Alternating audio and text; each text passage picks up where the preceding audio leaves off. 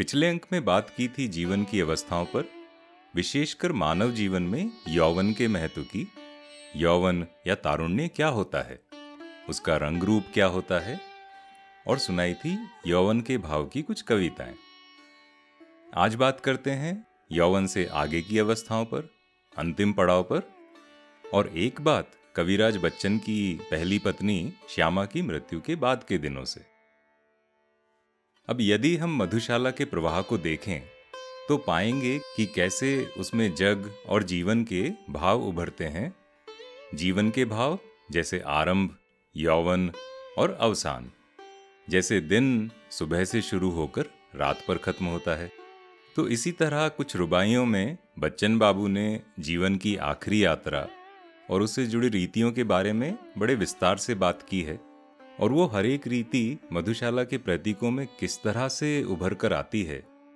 और यहाँ केवल ये कवि का समर्पण नहीं है, बल्कि एक जो वैल्यू सिस्टम होता है, जो विश्वास होता है, जीने का एक तरीका होता है, उसकी भी बात है कि प्रेम हो तो ऐसा हो कि मृत्यु के बाद भी समाप्त ना हो, जैसे इन पंक्तियों में झलकता है। मेरे अधरों पर हो अंतिम, वस्तु न तुलसी दल प्याला। मेरी जीवा पर हो अंतिम, वस्तु न गंगा जल हाला।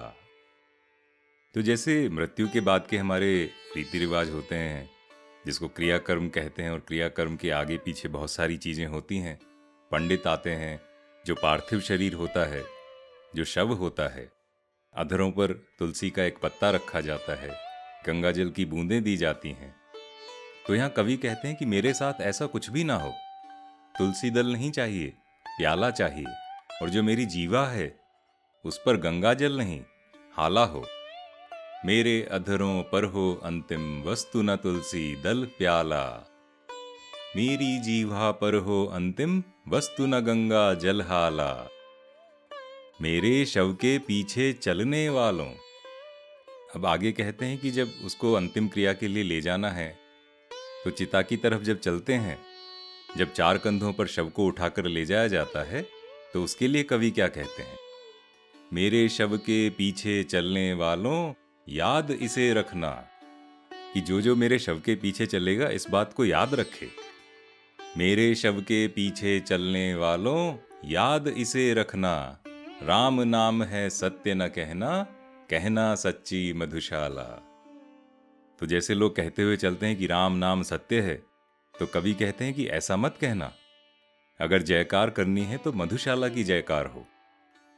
राम नाम है सत्य न कहना, कहना सच्ची मधुशाला। तो देखिए, यहां बात है मधुशाला के लिए कवि के समर्पण की, कि बाकी सब रीति रस्में छोड़ दी जाएं, किंतु जो अंतिम यात्रा हो वो मधुशाला के साथ ही हो। अंतिम संस्कार जो हो गंगाजल से ना हो, हाला से हो। राम का नाम हो या ना हो, मधुशाला के स्वर अवश्य गूंजें। यहां तक कि जब श्राद्ध हो तो श्राद्ध ऐसा हो कि उसमें पीने वाले आएं। ब्राह्मणों को मत बुलवाना, पीने वालों को बुलवाना, और उनके लिए मधुशाला खुली रखी जाए। तो ये प्रेम है, ये समर्पण है। और हम अक्सर कहते हैं कि कविता जो है वो केवल कल्पना से ही नहीं, जीवन से भी कितना जुड़ी होती है। जैसे इस कविता में बच्चन बाबू का जो जीवन था, उसके यथार्थ की झलक कैसे दिखाई देती है। अब एक किस्सा है बच्चन बाबू की पहली पत्नी श्यामा की मृत्यु से जुड़ा हुआ। तेजी बच्चन जी के बारे में तो बहुत लोग जानते हैं, किंतु बच्चन बाबू की जो पहली पत्नी थी श्यामा, जिनकी बहुत जल्दी मृत्यु हो गई थी, उनकी चर्चा अक्सर कम ही होती है। किंतु यदि आप उनकी आत्मकथा पढ़ेंगे तो बच्चन बाबू अपनी आत्मकथा के पहले 2 भागों में उनके बारे में काफी बातें करते हैं। तो उन्हीं में से एक घटना यहां सुनाते हैं। ये बात है श्यामा के देहांत के ठीक बाद की, जब अंतिम क्रियाकर्म की बात हो रही थी। तो बच्चन बाबू उस बात को याद करते हुए क्या कहते हैं? गंगा किनारे शमशान घाट पर पहुंचने पर पिताजी ने इच्छा व्यक्त की कि यही उचित होगा कि श्यामा का दाह कर्म मैं करूं। मैंने कहा, दाह तो मैं कर दूंगा, किंतु कर्म नहीं, यानी दाह से संबंध शेष कर्मकांड नहीं है। मुझसे तो ये नहीं होगा कि मैं एक वस्त्र हो, छुरी लोटा लेकर तख्त पर चटाई डालकर बैठूं, पीपल के पेड़ में घंट बांधूं, सुबह उठकर प्रेतात्मा के पीने के लिए उसमें पानी डालूं, रात को पीपल के नीचे जाकर दिया जलाऊं और वह सब खटराक करूं जो नाई, ब्राह्मण, महाब्राह्मण मुझसे करवाएं। इन सब बातों में मेरा बिल्कुल विश्वास नहीं। श्यामा के लिए जो कुछ किया जा सकता था वह मैं कर चुका। अब उसकी आत्मा के लिए, यदि कहीं उसकी आत्मा है भी, तो उसके लिए ना तो मैं कुछ कर सकता हूं ना और कोई। मैं लीक पीटना नहीं चाहता, मुझे ये सब पाखंड लगता है। और याद कीजिए, बच्चन बाबू के बचपन में एक बाबा ने उनके बारे में कहा था कि ये बालक लीक पर चलने वाला नहीं है। तो बच्चन बाबू आगे कहते हैं, अपनी शांति के लिए मुझे जो करना है वह मैं अपने तरीके से करना चाहूँगा। और हुआ भी यही कि श्यामा की जो इच्छा थी, जो अंतिम इच्छा थी कि मेरे ऊपर कोई ऐसी कविता लिखना जो हमेशा सुनी और पढ़ी जा सके। और बच्चन जी ने वैसी कविताएं लिखी भी, जैसे मधु कलश और निशा निमंत्रण में कुछ कविताएं हैं। जैसे ये वाली सुनते हैं जो मधु कलश संग्रह का हिस्सा है। बीज के जो कोश बाकी थे गया ले तोड़ माली, पीत होकर अब ठिठुरती पत्तियां हैं नोक वाली। यानी बीज के कोश जो थे बचे हुए वो तो माली तोड़कर ले गया, बगिया में क्या बचेगा। और पत्तियां जो हैं, पतझड़ की निशानी होती हैं नोक वाली पत्तियां, वो पीली होकर ठिठुर रही हैं क्योंकि अब वो गिरने वाली हैं। बीज के जो कोश बाकी थे गया ले तोड़ माली, पीत होकर अब ठिठुरती पत्तियां हैं नोक वाली। मृत्युशैया पर पड़े अति रुग्ण की अंतिम हंसी सी, यत्न करके खिल रही है एक लघु कलिका निराली। तो श्यामा जो है वो अपने अंतिम समय तक मुस्कुराती रही, इतनी जिंदा दिल थी, पॉजिटिव थी।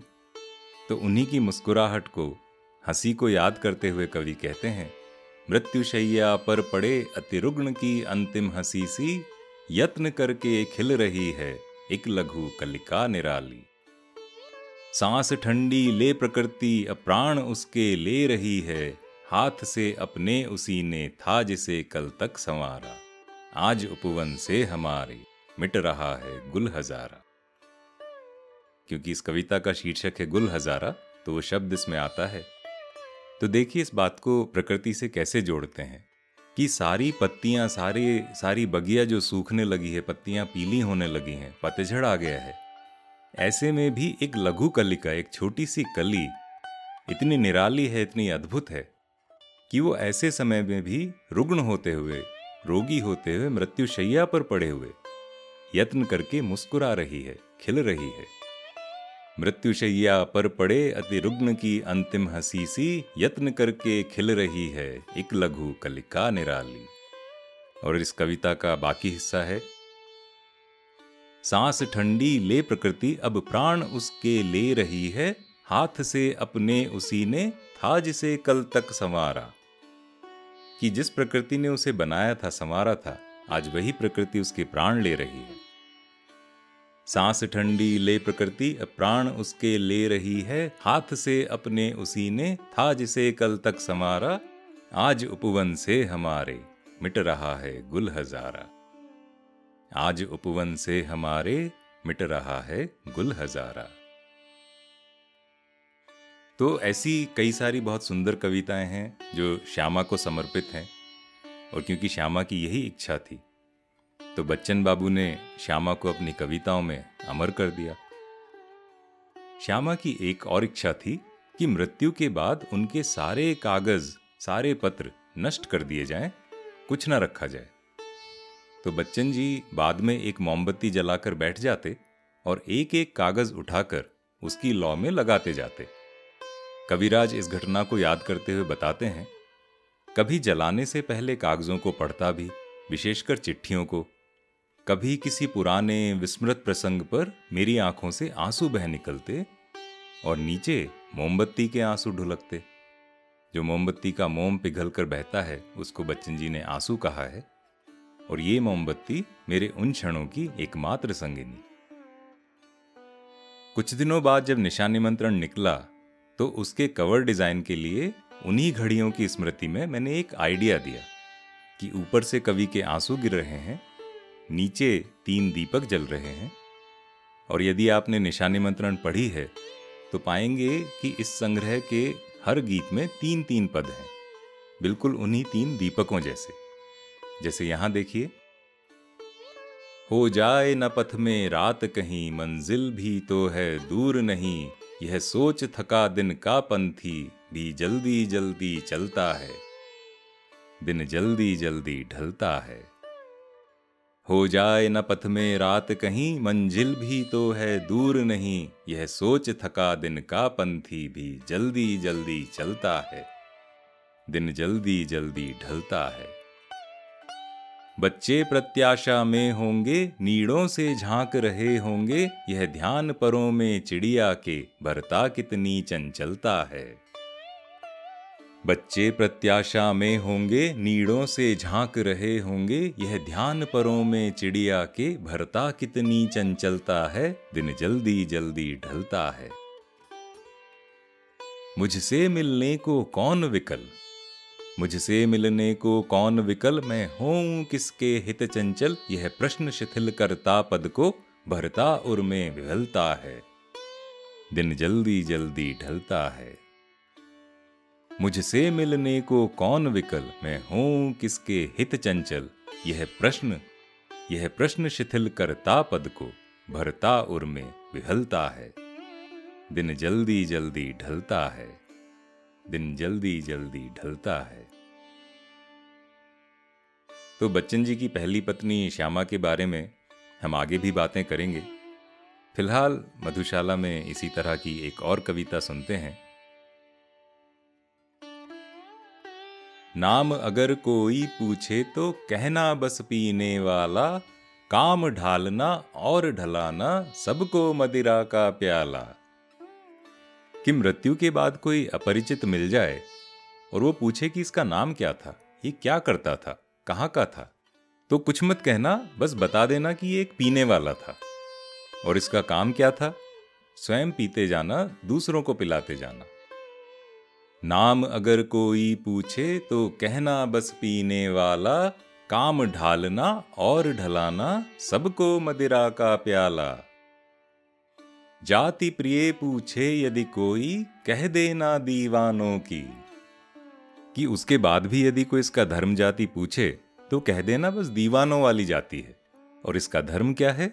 धर्म बताना प्यालों की ले, माला जपना मधुशाला। यानी जाति दीवानों की हो गई, धर्म हो गया प्यालों की माला लेकर मधुशाला का जाप।